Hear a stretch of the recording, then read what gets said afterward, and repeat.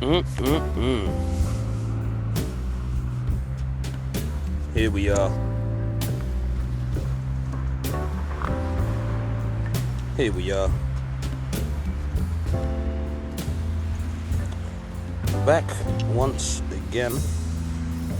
Well, actually for this channel, it would be the first time, which is interesting to say because literally 5 minutes ago, I don't even have a YouTube channel to post this recording on as I'm recording this recording. So this is a pretty new inception, but I would like to welcome you guys. I'm not really sure what I'm going to call this yet. Chef's Ramblings, Chef Creations, Jason Okereke _, Big Mike. It could be anything. It could be anything, but I'm yapping now. Irrelevant. Not the point. Point being is if this is your first time coming to this channel, which it should be because this is the first video, I don't know. Anyway, starter steps, misdirects, but that's a part of life, right? That's a part of life. So this first video, the topic we are discussing is actually the kingdom of God, right? Seek ye first the kingdom. What does that even mean, right? So many different interpretations, a wealth of perspectives, a myriad of opinions, a plethora. Did I say that already? A plethora of, I guess you could call them expectations, really and truthfully. But it comes down to, where is the kingdom? Essentially, seek ye first the kingdom, and all else shall be given. All else, seek ye first the kingdom and his righteousness, and all else will be given unto you. All right.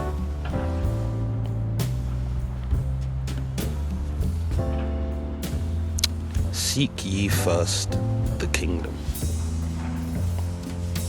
and his righteousness, and all else shall be given unto you.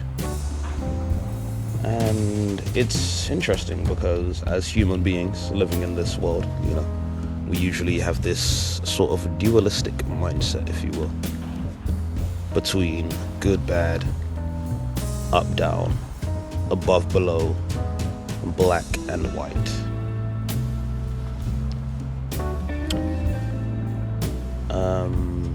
And in that sense, it kind of comes down to, where is the kingdom? It's like, how do we seek the kingdom, essentially, without, how do I phrase this? Phrasing is important as well. However, we seek ye first the kingdom, and all else shall be given unto us. From my experience, from my mind, from my experimentation with this thought process and this abstract concept, which is what we'll get into very shortly, the metaphysical aspects of biblical knowledge, the basic instructions before leaving Earth. I've realized that there is indeed that dualistic, I guess, positive, negative, black, white, left, right type deal. Do we focus on the world, the material, or do we focus on the spiritual? on God, on the spirit, on the soul.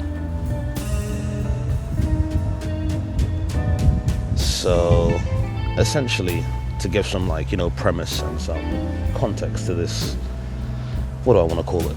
Musing, if you will, this rumination, this discussion, if you will, surrounding the nature of our being, right? The mystery of our existence, the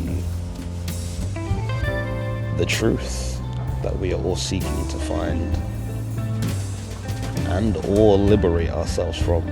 It's an interesting way to think about that, to be honest. We want to liberate ourselves from the truth. Because in some sects, I should say SECTS, the truth is a killer, right? The truth is an offensive weapon. It is a damaging force. It destroys. So people seek to avoid the truth because that truth kind of overturns their current perception of things, if you will, right? It overturns their current paradigm, if you will, their current beliefs, their current behaviors, attitudes, the routine, the habits that they've built up surrounding these beliefs. Once those are gone, because you've happened upon some obscure truth which resonates with your being, and it's like it pings, and it's like, oh he actually might be right about that, which changes everything about how I've lived up until now. It's like you receive a truth and the pegs get swung right under you.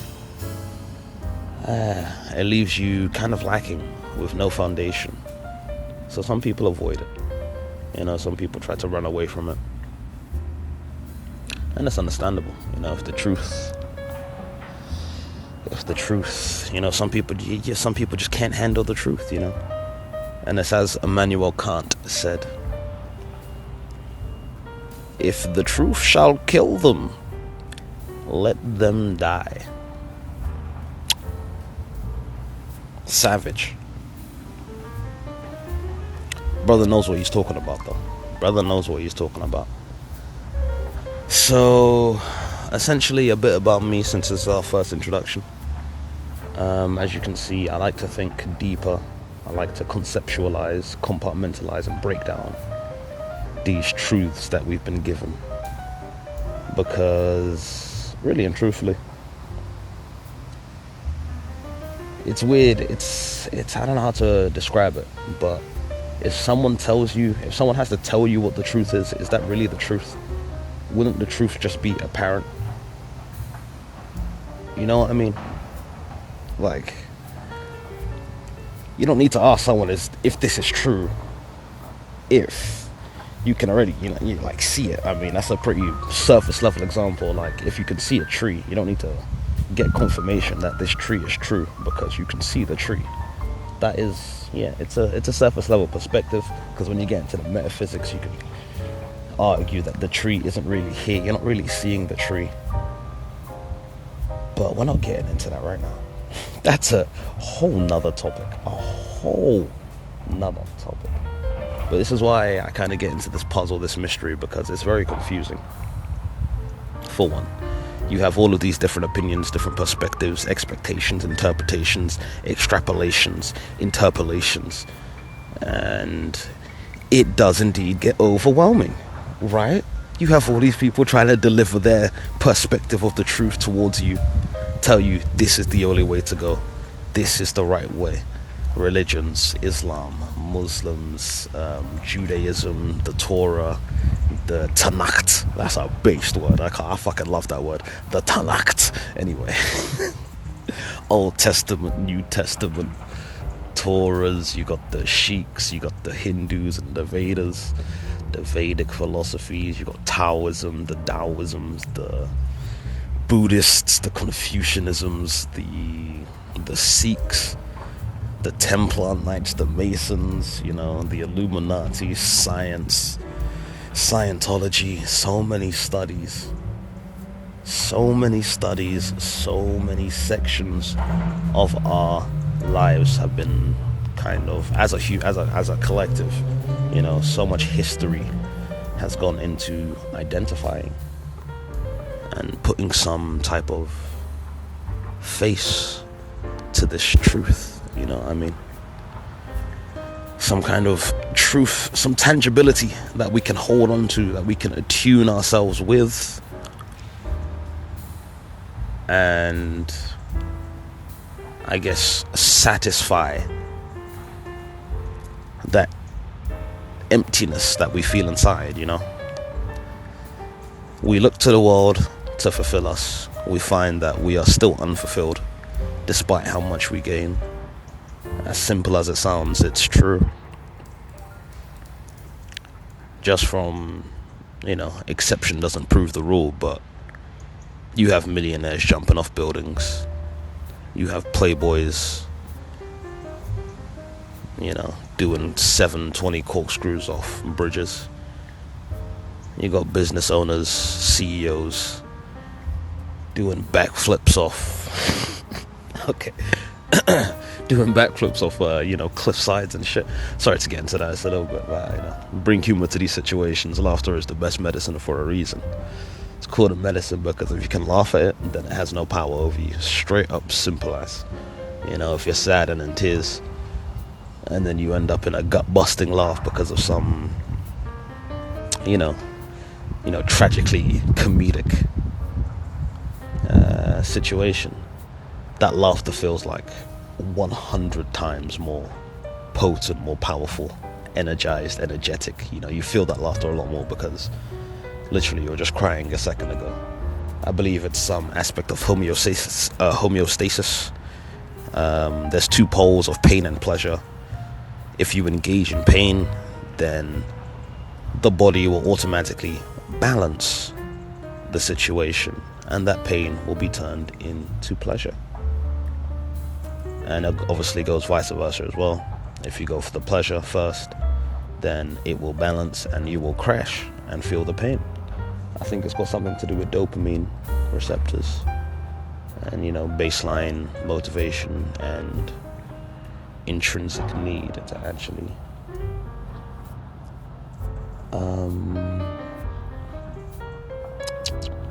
I guess pursue these rewards and these activities. Also, another story. We'll get onto that one later. What in the fuck is that? I've never seen a creature like that in my entire life.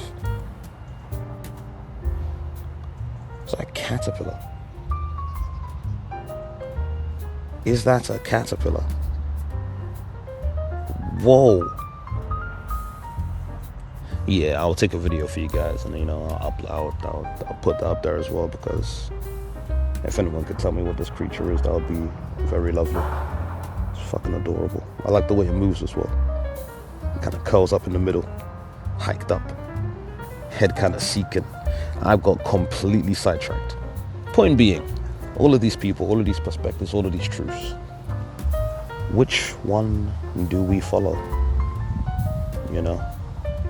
Like I said, do we really need to be told what the truth is? Alright? Let alone, can we even understand it, for one? Can we even embody the truth, for two? And what really is the... Yo, he's picking up the pace, man. Hey, chill. So they say take a video of you, big dog. Chill. Actually, give me 2 seconds. Actually, no. Let's be real. Let's be real. It's like, which truth do we actually go for, Which one do we follow? Which truth is the right truth to follow? Is there a right truth to follow? Because if you think about it,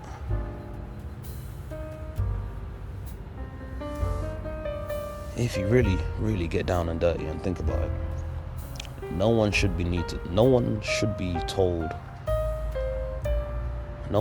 to be told what the truth is, because the truth is apparent. It's like, yeah, I guess in this day and age, Maybe we do, because we have so many, I want to call them magicians, because magicians are literally masters of illusion, essentially. So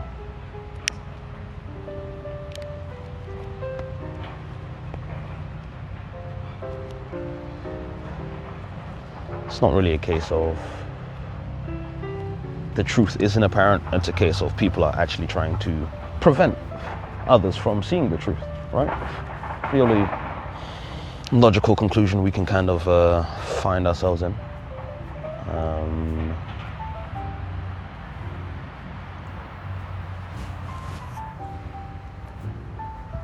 We like to think that we know all that we need to know. We know enough. We know all that is necessary. So we kind of feel like we're smart, in a sense, that because we know this, we know that, we understand this, we understand that, we can break down these quantum equations, we can break down these political environments, we can break down a person's mind through psychology, we can extrapolate all of these numbers, turn them into a diagram, program a couple prompts, code up an entire goddamn digital realm just from your imagination, which I will say is very interesting now that I think about that and say that. Very awesome as well. You know, the programmers who actually have an image or a design of a digital landscape that they want to build, and they go into the back wall, the back rooms of the design process, you know. They get into the coding systems, the back end, if you will, and literally build that without any visual aid is incredible. That might be something I need to get into very soon. Realistically, coding that is going to be an interesting endeavor to take on. Once again, getting sidetracked as we do, but you know, that's the flow. That is the stream of consciousness, which is something we'll get to in another. Maybe we'll get to in this video. Who knows? Who knows where the flow will take us? Point being, the truth doesn't need to be told.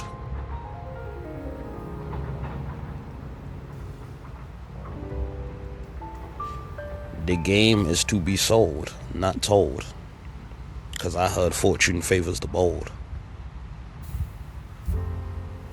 So don't fold under the weight of this gold. Oh man. Point being, truth is apparent. We do not need to be told what the truth is.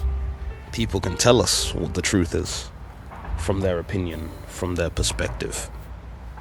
But realistically, it cannot be the truth. Realistically, because as human beings, we can't actually fathom the truth, in my opinion. We can't conceptualize it. We can abstract it, which is what we have been doing for only God knows how long.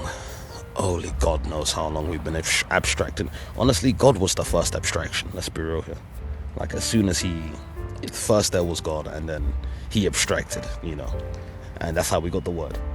The word is an abstraction of God. The word is an abstraction of God. And everything that was created from the word is also an abstraction from the word. So it's like a resource of a source. The source resources itself, creates a resource which is, which is another resource of the source. And then that cycle just repeats itself, cause and effect, effect and a cause, cause and effect. So the cause is the effect is the cause, right? And that is God. That is consciousness. That is abstraction, essentially. So my point in saying that is, the truth, I don't want to say doesn't exist, but what the truth is I imagine more simple than we tend to realize, right? We think the truth is going to be some overwhelming, unimaginable, indescribable, like the Tao say. I mean, I guess it is indescribable, to be fair. Unperceivable, multi-dimensional. Buzzword, insert buzzword here. Experience, right? We think it's gonna be some next level, out of this world, far away kingdom, new world, fifth dimensional, 1/44th frequency, unimaginable, wow, spectacular, insane thing, right? We think it's gonna be amazing because it's eluded us for so long. The truth, that is.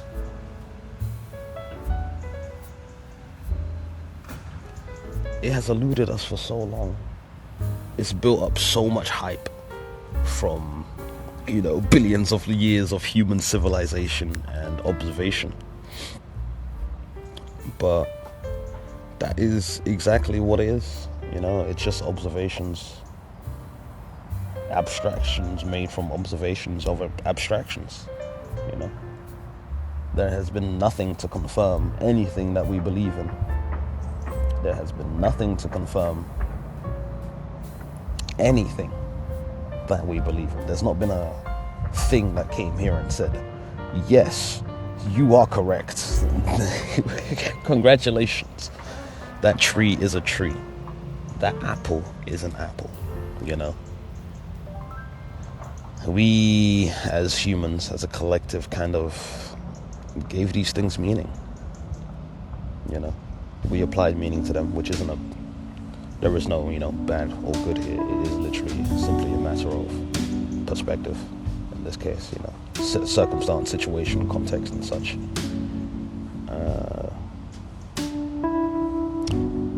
But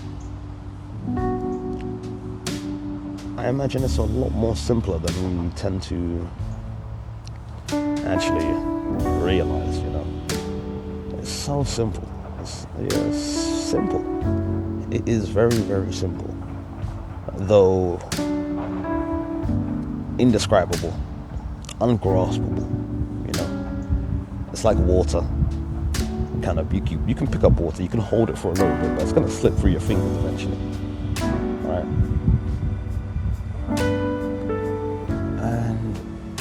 But what I'm thinking to be that truth is, a stream of consciousness, if you will. It is an ongoing, constant, changing yet unchanged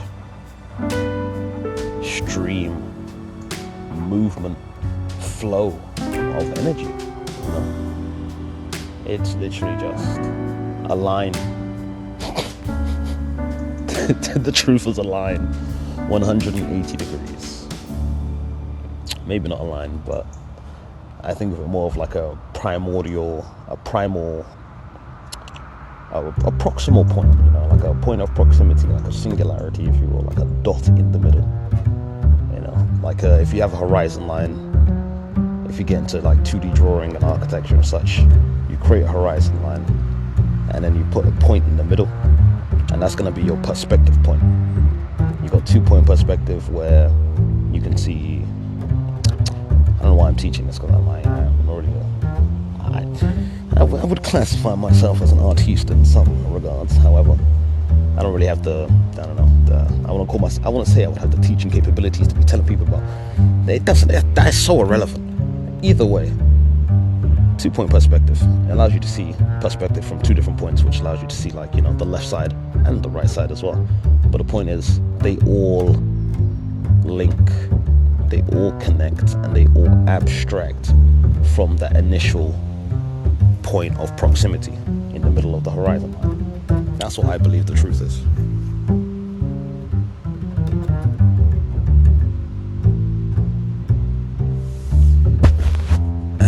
that's just really a description. It's not like it doesn't really tell you what it is, or how to use it, or how to interpolate it, how to imagine it. But yeah, it's more like how to imagine it, how to conceptualize it, you know?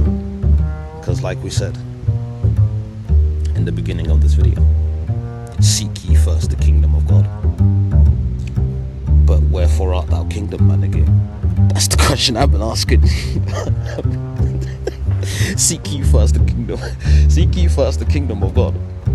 Wherefore art the kingdom, man, again? You know, it's as simple as that. You know, it's like question and answer, cause and effect, bro. Come on. I guess it's not really a question. Seek ye first the kingdom. It's more like a command. But if you're gonna point me in a direction, if you're gonna tell me to seek something, at least point me in a direction. At least, you know what I mean? But that being said, we have, and usually, I guess this comes as like a little bit of a misunderstanding, when it comes into the semantical nature, the syntactical nature of our reality, how language and words, vocabulary, vernacular, verboseness, you know, how these words have a meaning, which is just another form of abstraction upon abstraction.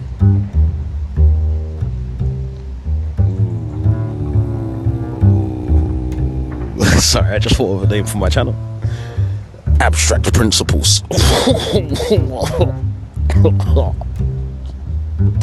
That's tough. Abstract principles. Anyway, back onto the topic. These are all just abstract principles, you know. Principles of an abstracted nature. I kind of got lost and sidetracked from thinking about that name though. But yeah, we have been told where the kingdom is, right? The kingdom. Oh yes, indeed, yeah. So basically, you know, the syntactical nature of our reality, how language, verboseness, kind of, we can't conceptualize things. We wouldn't know what a tree is if we didn't call it a tree, if you know what I'm trying to say. It's like things exist without words, which is obvious, right? But we can't really communicate what things are without these words, you know, these symbols, if you will, which is another topic we'll get into. Symbology. Holy Mother of God. Holy Mother of God. You would think it's Mother Mary, but you know, Sophia is an interesting character as well. The Pistis Sophia, the Gnostic texts. Anyway, symbology. Right, these words are a symbol for a physical, material thing that we have seen, observed, interacted with, right? So you have the word, which means another set of words, which means another set of words, which symbolizes and represents, you know, this material item. I guess this thing that we have seen.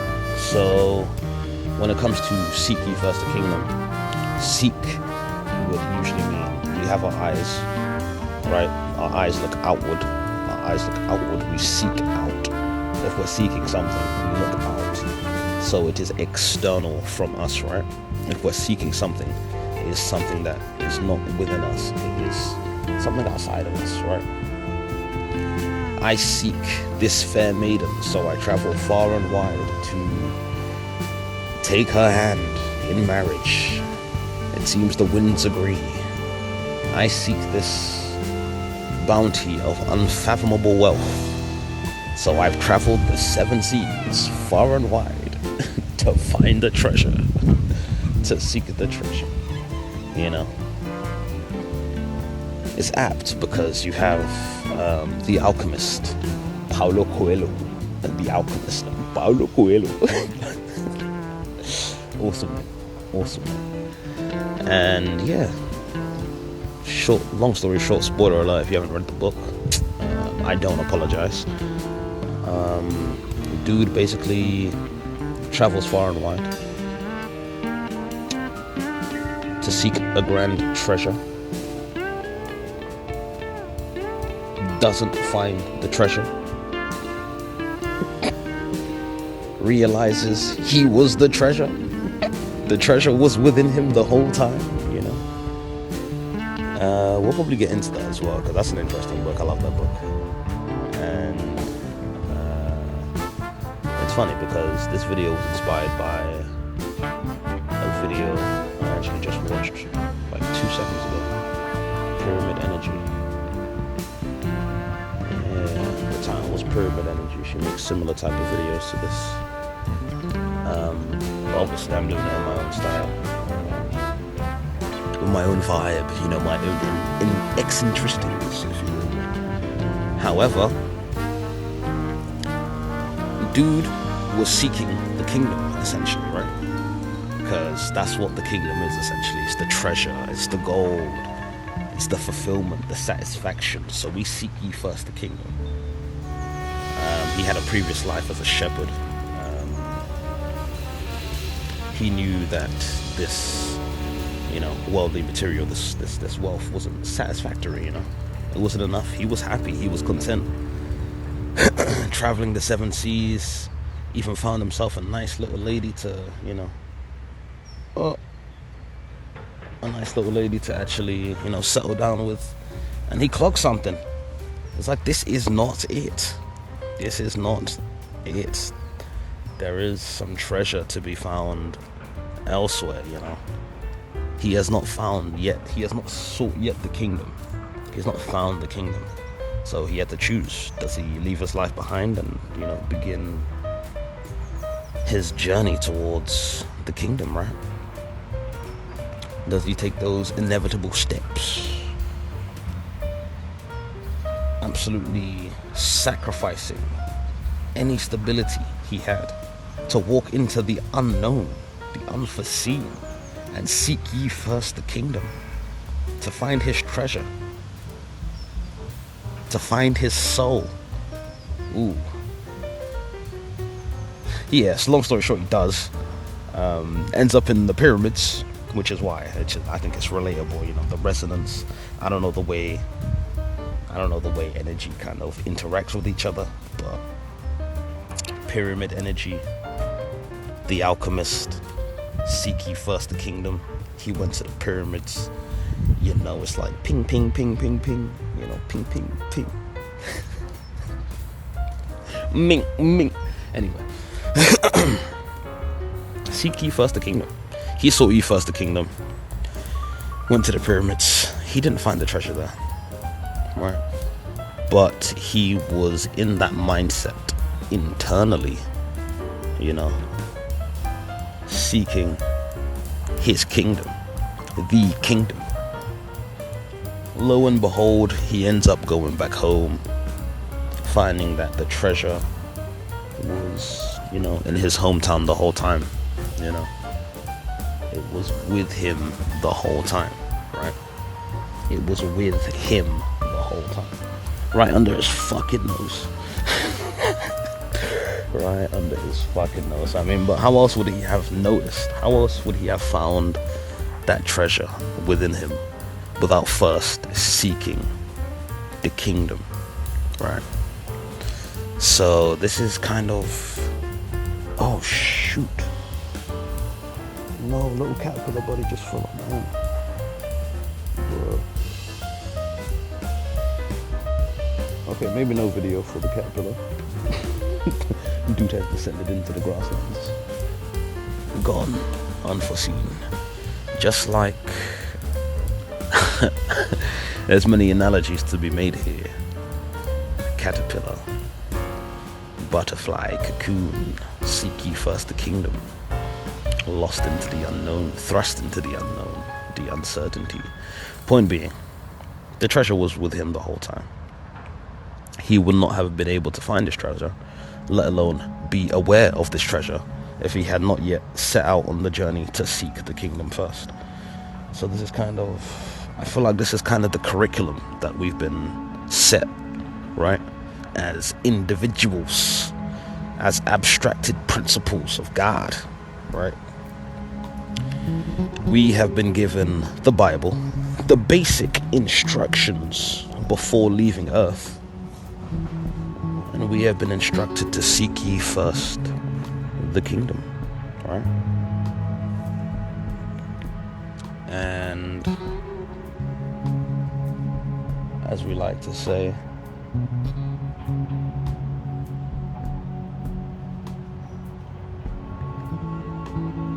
but wherefore art thou kingdom, my nigga? And truthfully of the matter, I don't think it matters where the kingdom is. I think what matters most is beginning that journey to actually find the kingdom. Right? We've been given the basic instructions before leaving earth. Seek ye first the kingdom. First question becomes, where is the kingdom? So you start looking for the kingdom naturally. You start looking for the treasure. You start looking for the truth. You start taking on people's perspectives. You start taking on people's interpolations. You start absorbing knowledge. And then as you absorb knowledge, you find out you don't know what the fuck is going on. It's all confusing. You gain more knowledge. You realize, oh yeah, there's more knowledge to be gained. So it's like little circles, it's a flow, little cycles, iterations. You discover the Bible, you read the Bible, you hear some new age bullshit and some spirituality. They tell you some wild shit. You fall into that because it's interesting. But it does expand your knowledge on spirits and entities and, kingdoms and treasure. It gives you some insight. You tap into you get into the chosen one sectors, the God-given messages from universe and spirit, prophetic messages. You hear all of these, I don't know, sections of energy, if you want to call them that, abstracted principles of energy.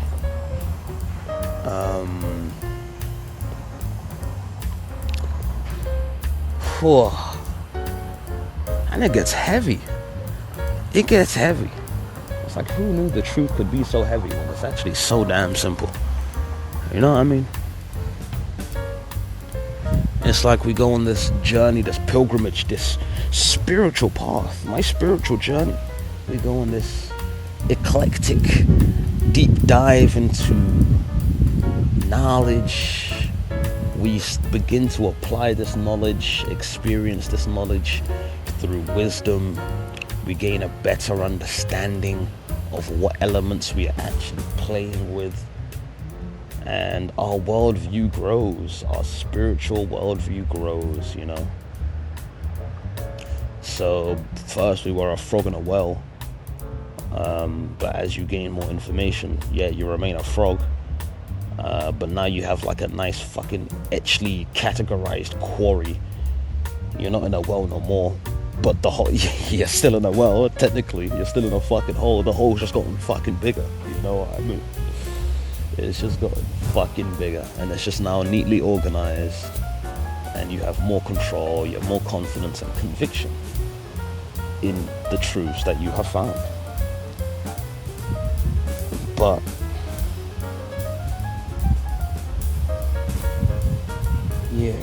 until you get to that point where it's like,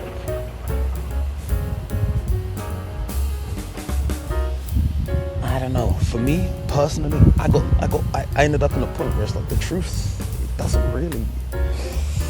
It matters, yes, of course, the truth matters, but it doesn't really matter, if you know what I mean.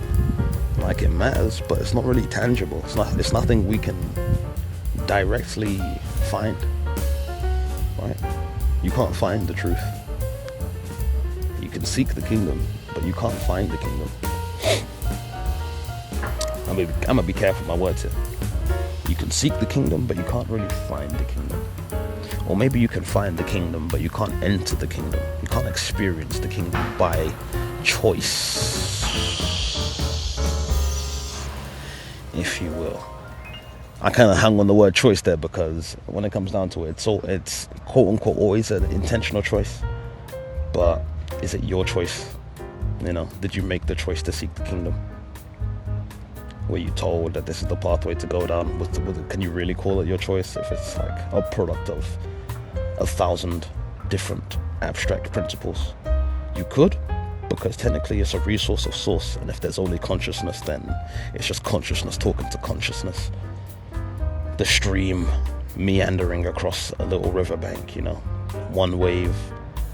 You know, it's the idea that, yeah, I'm looking at the same stream, but I will never see the same wave twice, you know.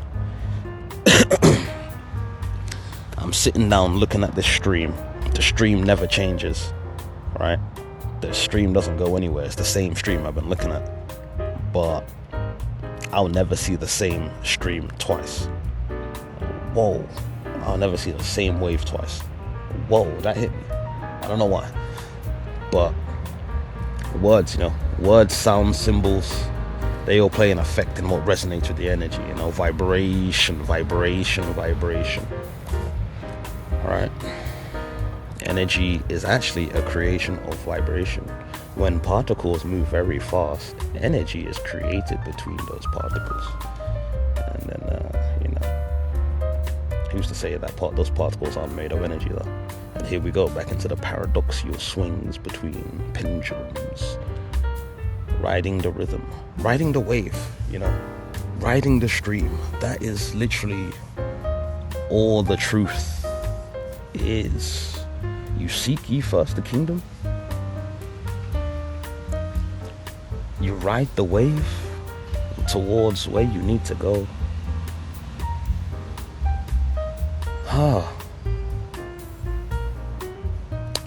It's interesting. It's interesting when it comes to waves, because I could talk about these topics for 52 years, right?